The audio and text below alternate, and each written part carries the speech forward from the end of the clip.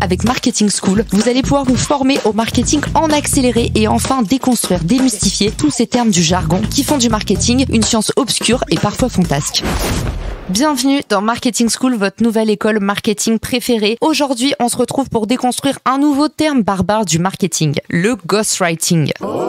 Qu'est-ce que c'est que le ghostwriting? L'écriture fantôme, c'est tout simplement quelqu'un qui prête sa plume à quelqu'un d'autre. Autrement dit, quelqu'un qui écrit pour un autre.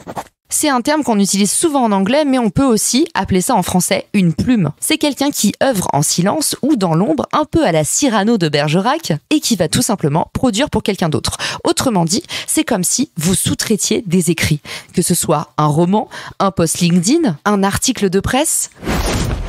Aujourd'hui, le ghostwriting est de plus en plus répandu, tout simplement parce que bon nombre de personnes n'ont plus le temps de s'occuper de leur propre communication. Derrière un grand dirigeant, une personne sollicitée ou influente qui doit écrire un discours, il y a souvent un ou plusieurs ghostwriters, un peu comme un artiste ou un humoriste va préparer son spectacle, son sketch ou sa chronique, accompagné de plusieurs assistants éditoriaux.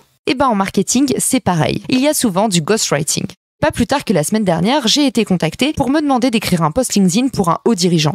Que ce soit ponctuellement ou régulièrement, le ghostwriting est en train de se démocratiser. Aux États-Unis, je vous mettrai le lien dans les ressources de l'épisode, mais certains ghostwriters touchent jusqu'à $700 de l'heure. Aujourd'hui, on sait à quel point l'écrit est important. Si vous avez une belle plume, développez-la, c'est un atout majeur.